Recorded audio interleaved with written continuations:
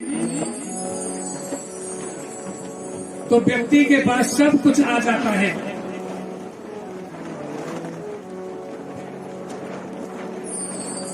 और संतुष्टि तो होती नहीं, कितना मर्जी खा लो आज, फिर भूख लगेगी, फिर आपकी क्या बढ़ेगी, भूख बढ़ेगी। प्रेम से बोलो। कितने महीने हुए आज चल करके, प्रेम से बोलो। 6 महीने हो गया चलते चलते, महाराज रास्ता बड़ा लंबा। कहाँ का? द्वारिका।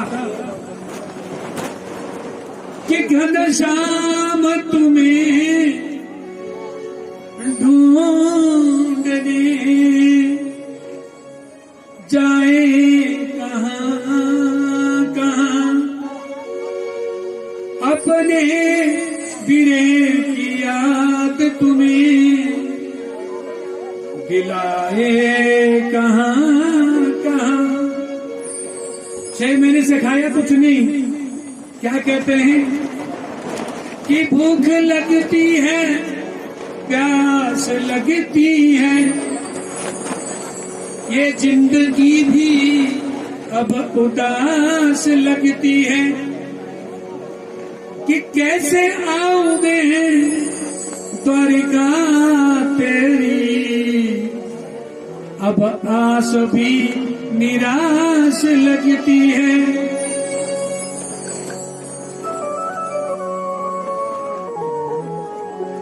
अब तो कहाँ सोए, समुद्र के किनारे। द्वारिका से बाहर का है समुद्र, बीच कौन है? द्वारिका। सो गए महाराज। प्रातः हुई, केवट आया नाव लेकर के। केवट कहता है भैया किसी ने द्वारिका चलना है। लड़खड़ाते हुए सहमते हुए कह दिया भैया द्वारिका, द्वारिका जा रहे हो? हाँ द्वारिका, चलो बैठो। बीच समुद्र में जैसे पहुंचे, जो केवट था, केवट नाव भी चला रहा है और दृष्टिपात भी हो रहा है। किसके ऊपर? सुदामा के ऊपर। नख से शिखी तक, नाखून से लेकर शिखा तक देख रहे, निहार रहे। कहा भैया कहाँ जाना है आपने? आप कौन है? आपका परिचय? बोले मेरा नाम सुदामा है। कहाँ से आए हो? सुदामा नगरी से। अच्छा, कहाँ जा रहे हो? द्वारिका। किससे मिलने? कृष्ण से मिलने। अच्छा, कृष्ण कौन है? रिश्ते में तो बचपन के सखा है, मित्र है। अच्छा, मित्र के घर में जा रहे हो, सही है। लेकिन जब उतरेंगे ना, किससे? मेरी नौका से, तो मुझे तुम्हारे पास कोई रुपया ढल्ला तो नहीं लग रहा, क्या दोगे उतरे? इतना कहा सज्जनों माताओं। केवट ने जब इतना कहा तो सुदामा कहते रोको, विराम दो। किसको? नौका को विराम दो। बोले क्यों? बोले रुको तो सही। खड़े हो गए, जल समाधिस्थ होने को तैयार हैं। बोले इस रुपया ने, इस पैसे ने, इस भूख ने, इस प्यास ने मुझे मजबूर किया। कहां से दूं जब नहीं है? और भैया तुम्हारा तो उपकार ये तो इतना भी है कि कम से कम मुझे 20 मझधार में तो छोड़ रहे हो, इतना भी तो उपकार है। रोको।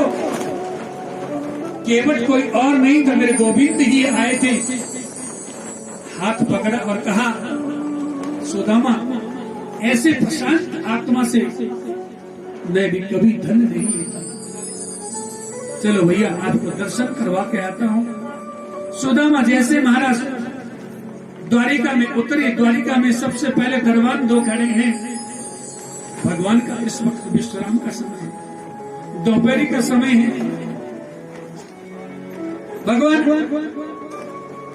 भोजन करने के पश्चात लेटने के लिए कक्ष में पहुंचे हैं। 2 दरबान के पास सुदामा पहुंचे। सुदामा क्या कह रहे हैं? भैया यही है द्वारिका। हाँ यही द्वारिका है। आप कौन? मैं बचपन का सखा, मेरा नाम सुदामा है। जिनके स्वामी अच्छे होते उनके सेवक भी अच्छे होते। प्रेम से बोलो। एकदम जैसे ही द्वारपाल ने सुना, द्वारपाल दौड़ा दौड़ा दौड़ा भगवान के पास पहुंचा। और कह क्या रहा है कि शीश पगा न झगा तन पे प्रभु जाने को वही बसो कही ग्राम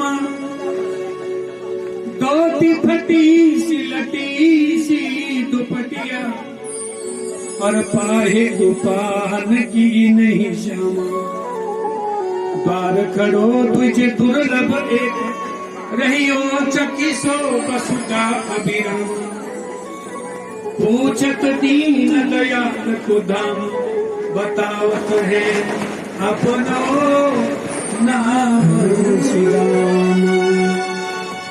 भगवान विश्राम करने का समय था, 7 देवदेव को पार करना था। नंगे पांव जैसे हम मंदिर के लिए जाते हैं, ऐसे मेरे गोविंद भी दौड़े दौड़े जो है सुदामा को गले से लगाया और सज्जनों माता अपने कक्ष में अपने सोने के सिंहासन पर बिठा दिया और भगवान चरणों में बैठे और भगवान किसको निहार रहे हैं? सुदामा को। कि देखी सुदामा की तीन दशा करुणा करके करुणा रीति डोए पानी परात को छूयो नहीं नैनन के जल सो पग धोए। भगवान क्या चाह रहे थे? इतने दूर से आया है, चरण की सेवा करो। लेकिन जो जल लाया था उसकी आवश्यकता नहीं पड़ी। अपने नेत्र सजल हो गए, आंसुपात हो रहा है, उन्हीं आंसू से जो है आज चरण धुलाए जा रहे हैं, चरणों की सेवा हो रही है। और भगवान जो है इतने रोए सज्जनों माताओं कि बाल्यकाल में भी कभी इतना रोदन नहीं हुआ। राम जन्म में भी जब मैया ने कहा सुन वचन सुजाना रोदन ठाना हुई बालक सब भूपा, तब भी नहीं रोए थे जितने इस वक्त रोए। इतने रोए और भगवान क्या कह रहे हैं कि विप्रा प्रसादात धरणी धरो हम विप्र प्रसादात कमला भरो हम विप्र प्रसादा अजिदा जितो हम विप्र प्रसादात मम राम नाम। विप्रो के ही इच्छा से, विप्रो की ही शक्ति से, विप्रो के ही शुभ आशीष से आज मैं क्या बना हूँ? पूरे धरणीधर, पूरे संसार का स्वामी मालिक हूँ। और इन्हीं विप्रो की कृपा से मैं लक्ष्मी का पति, रुक्मणी पति, सीता पति और विप्र के ही प्रसाद से मुझे कोई जीत नहीं सका आज तक। और विप्र के ही प्रसाद से मेरा नाम कभी राम है, कभी कृष्ण है। जब ही तो मैं आता हूँ कभी राम बन के, कभी श्याम बन के। दुनिया कहती है चले आना प्रभु जी, चले आना। जब भी मेरा भक्त जिस तरीके से मुझे पुकारता है, निहारता है, तब मुझे जाना पड़ता है। बोली भक्त वत्सल भगवान। अब जितनी भी भगवान की धर्म पत्नियां क्या कह रही है कि मन्नेन कृतं पुण्यम मवधूतेन भिक्षुणा श्रेयाहीनेन लोकेस्मिन् गर्हितेन धनेन च। देखो स्त्रियां क्या सोच रही हैं कि मन्नेन कृतं पुण्यम, कि ऐसा कौन सा पुण्य किया है इस ब्राह्मण ने जो भगवान को इनके चरण में रखना पड़ा। तभी तो भक्त भी पूछते किससे? राधा स्वामिनी से। कि कौन से पुण्य किए राधे हरि रोज तेरे घर आते हैं।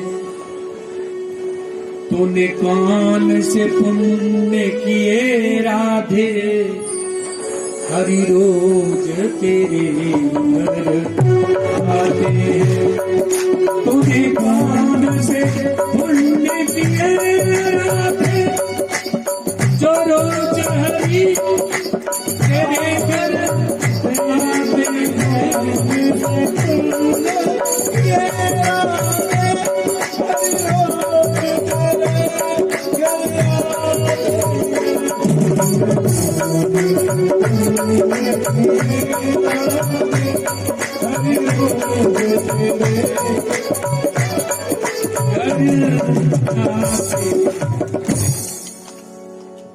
किमेन किमन्नेन कृतं पुण्यं अवधूतेन विक्षुण। ये भिखारी अवधूत का वेश बना करके ऐसा कितना पुण्य होगा इसका, जो लक्ष्मी के पति को भी चरण की सेवा देनी पड़ेगी। ये कौन सोच रही है? नारियां, पत्नियां। श्रेयाहीनेन, श्री मन लक्ष्मी से हीन है, कृपा तो है नहीं है, फिर भी भगवान चरणों की सेवा दे रहे। भगवान ने कहा बोले ज्यादा श्लोक मत झड़ो। क्यों? बोले तुम तभी जो है मेरी पत्नियां बनी हैं जब इन मंत्रों के संयोग से इन ब्राह्मणों ने जब मंत्र फूके हैं, फेरे करवाए हैं, आशीष दिया है, जभी जो है तुम मेरी पत्नियां बनी। मैं यही कहूंगा, जब भी बेटी का विवाह घर में हो, बेटे का विवाह घर में हो, तो ब्राह्मण जो है फूलों की तरह घर से आए, फूलों की तरह घर जाए और खुशी होकर के घर जाए। जितना मांस में तुम लगाते हो, मदिरा में लगाते हो, अगर थोड़ी सी खुशी अगर देना चाहे, उस विप्र को भी दान दक्षिणा इतना दीजिए कि वो 7 पीढ़ी तक तुमको आशीर्वाद दे। और वो रिश्ता, वो विवाह कभी टूटेगा नहीं। यदि ग्रह भी नहीं मिले होंगे, गुण भी नहीं मिलते होंगे कुंडली के अंदर, जिस विवाह से ब्राह्मण संतुष्ट होकर के घर जाता है, वो विवाह कभी टूटेगा नहीं। प्रेम से बोलो। व्यासपीठ से कह रहा हूं इस बात को, इसलिए नहीं कह रहा हूं क्योंकि मैं ब्राह्मण हूं, इसलिए कह रहा हूं कि श्री कृष्ण भगवान ने हमको ये सिखाया है, आपको सुनाया है, हमको पढ़ाया है। जब भगवान ने इतनी गरिमा को बना करके रखा है, तो उस विवाह में जब लाखों रुपया हम जो है मांस में लगा रहे हैं, मदिरा में लगा रहे हैं, यदि 10-20 हजार उस ब्राह्मण के घर में चला जाए, उस विप्र के घर में चला जावे, तो कोई हानि नहीं होगी। प्रेम से बोलो। और सज्जनों, ब्राह्मण को बोझ मत समझिए कि अब पता नहीं कितने बजे जाएगा। अनिंदे होते लोग, पीकर के होते हैं, तब ब्राह्मण को क्या बोलते हैं? जल्दी निपटाओ, 1500 की जगह 3100 दूंगा। हमने इसे महसूस भी किया है, झेला भी है। और उस व्यक्ति के सामने इतनी शराब की गंध आती है कि उस विप्र ने कभी उस गंध को लिया नहीं, स्पर्श नहीं किया, पिया नहीं, फिर भी मजबूरी ये है कि 3 दिन तक जो है उस गंध को उसे सूंघना पड़ता है। क्यों? मेरे विप्र का भला हो। यदि हो सके, यहाँ पर दानदाताओं ने बहुत दान किया। किस लिए? मंदिर के निर्माण के लिए। कौन सा मंदिर का निर्माण होगा? शिरगुल महाराज जी का। और इस प्रांत में सबसे खुशी की बात क्या है? विजट महाराज जी का भोज परगणी में केवल कोड़वा में ही मंदिर बनेगा विजट महाराज जी का। बोले विजट महाराज। खूब दान किया है। दान जो है अच्छे व्यक्ति ने भी किया है, सत्कर्म करने वाले ने भी, मांस खाने वाले ने भी, सबने दान किया है। लेकिन उसका अंतिम पड़ाव क्या है सज्जनों, प्रेम से बोलो, कि जब उस मंदिर की प्रतिष्ठा होगी ना जी, तो क्या करते हैं हमारे, शांत करो, शांत करते हैं। उस शांत में क्या करते हैं, शांत नहीं, उसके आगे लिखना चाहिए अशांत हो रही है हमारे गांव में। बुरा नहीं मानना, बोलना तो पड़ेगा व्यासपीठ से। क्या लिखना, अशांत। क्यों लिखना, क्योंकि उसकी छत के ऊपर बकरे जो काटेगा वो शांत नहीं हो सकती, अपितु अशांत होगी। उस जीव को, उस निहत्थे को जो बोल नहीं सकता, महसूस नहीं कर सकता, अरे देवता की शक्ति क्या खाक उस मंदिर में बनी रहेगी जहां बकरे की बलि चढ़ाई जाती है। देवी का कहीं कोई मंदिर है, वहां मान लिया 1% वहां बलि दीजिए, लेकिन देवता जो देता है उसके लिए तुम क्या दे रहे हो, मांस, खून का छींटन। उस देवता में शक्ति क्या रहेगी बोलो। जिसको खून का छींटा पड़ जावे, यदि आपके ऊपर किसी का खून का छींटा पड़ जावे, आप कपड़े बदलते हो, बोलो, नहाते हैं, बोलो, हाँ बोलो ना। लेकिन उस देवता के ऊपर जब छींटा पड़ता है, एक एक बकरा नहीं, अभी तो 16-16, 20-20 बकरे, 25-25 बकरे काटे जाते हैं, तो क्या शक्ति बनी रहेगी? कदापि नहीं रह सकती। पहले जब देवताओं के मंदिर को लूटते थे लुटेरे, तो क्या करते थे? सबसे पहले खून का छींटा मंदिर में डालते थे। देवता की शक्ति क्षीण होती थी, तब माल लौटा जाता था। क्या डालते थे? जूता डालते थे ना, ताकि शक्ति क्षीण हो जावे। तो मैं प्रार्थना करूंगा, यहाँ शिरगुल महाराज जी का मंदिर बन रहा है, विजट महाराज जी का मंदिर बन रहा है, हम सब ने दान किया है। उस दान का कहीं हमको पाप न चढ़ाना। व्यासपीठ से अर्ज भी करूंगा, प्रार्थना भी करूंगा कि उस दिन बलि मत देना। प्रेम से बोलो,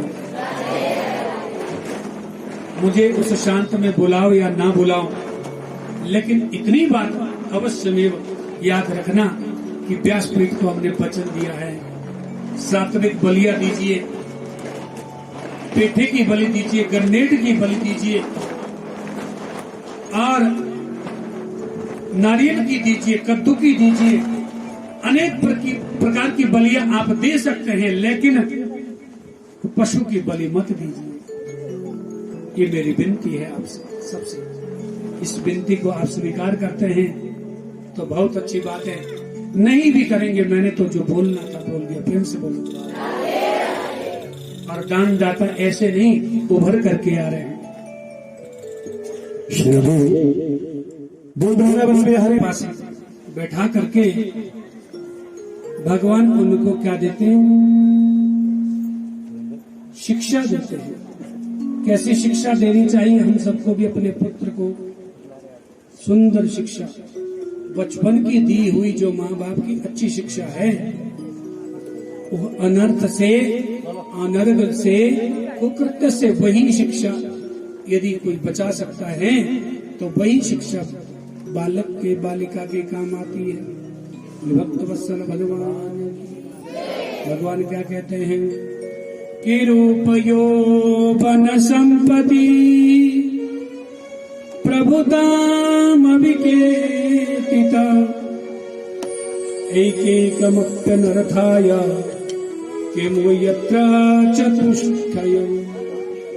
देखो, चार चीजें जब व्यक्ति को साथ में प्राप्त होती है तो घमंड आता है। सबसे पहले रूप, कोई सुंदर व्यक्ति या सुंदर नारी हो, उनको भी जरूर घमंड होता है। प्रेम से बोलो। यौवन माने जवानी, जवानी में भी व्यक्ति जो है किसी का भी अहित कर सकता है। सोचता मुझसे बलवान दुनिया में दूसरा नहीं है। रूप यौवन संपत्ति जिसके पास 2-4 मकान बन जावे, ठीक से खाने पीने का ठिकाना बन जावे, तो छोटे मोटे व्यक्ति को तो कुचल भी सकता है रास्ते में। रूप यौवन संपत्ति 3 चीजें हो गई। चौथी चीज क्या है? सत्ता मिल जाना, प्रतिष्ठा, मान सम्मान। कोई मंत्री बन जाए, आगे पीछे तो आपके पीछे घूमने वाला था, एकदम मंत्री बन जाए, तेवर तीखे हो गए कि नहीं? बोलो। रूप यौवन संपत्ति प्रभुदाम विकेत एक नर्थाया तो चतुष्ट। ये अनर्थ कर देते ही चारों ही चीजें, यदि संभला ना जाए उस वक्त। प्रेम से बोलो।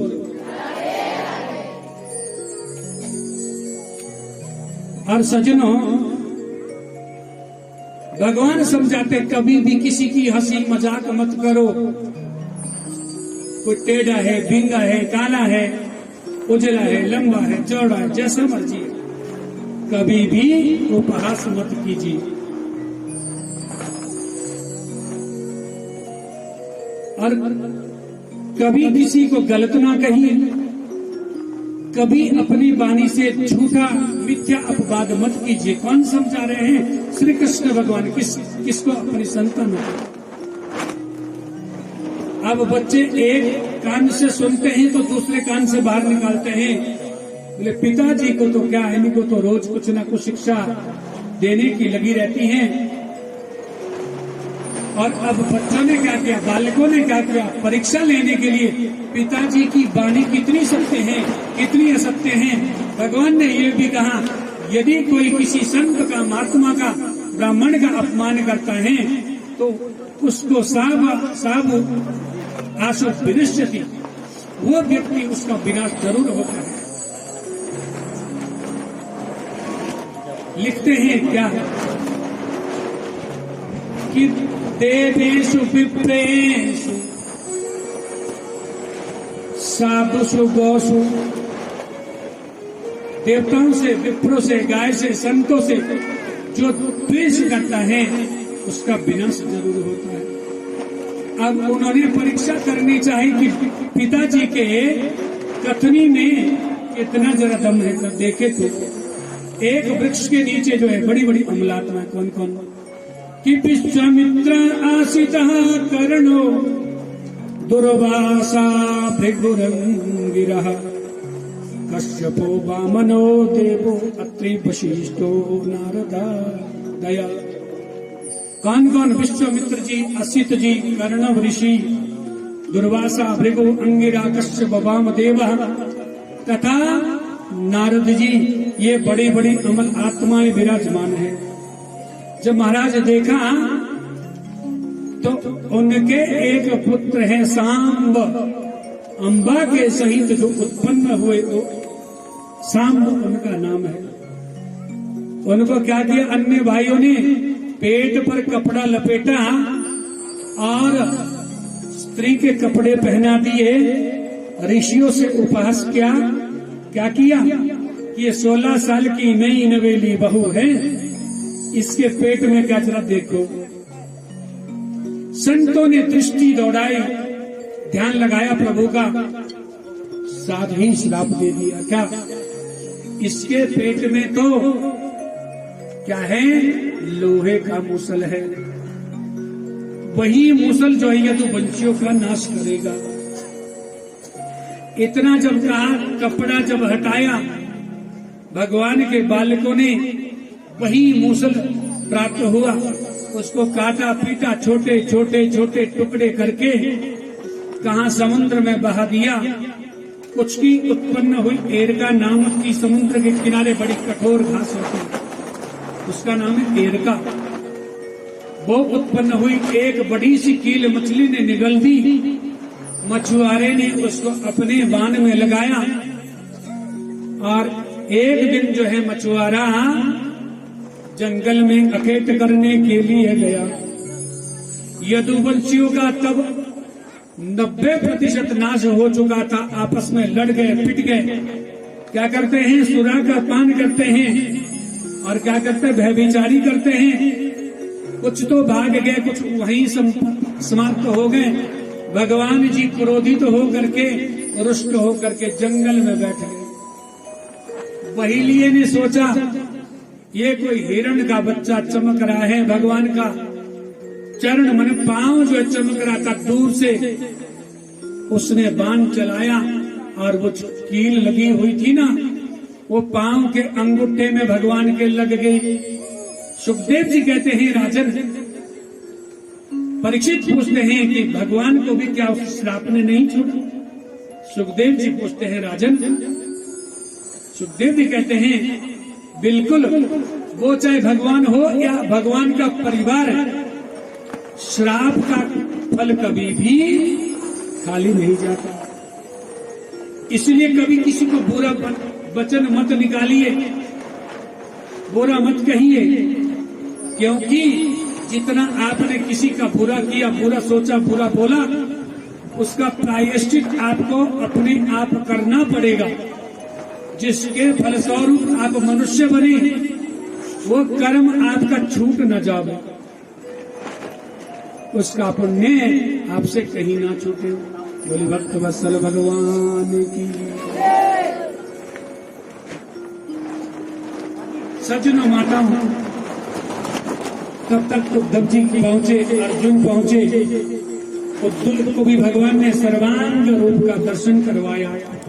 अर्जुन के बाण भी तब चलते हैं जब भगवान की कृपा होती है कि दुर्लभो मानुषो देहो देहिनां क्षणभंगुरः तत्रापि दुर्लभं मन्ये वैकुंठ प्रियदर्शनम्। सचमुच में यदि कोई कठिन कार्य है, कठिन जन्म है तो मनुष्य का।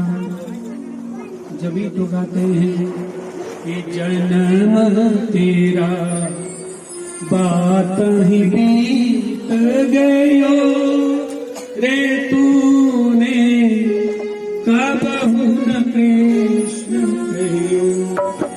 जन्म तेरा बात ही बीत गयो रे, तूने कब न कृष्ण कहो। जन्म तेरा बात ही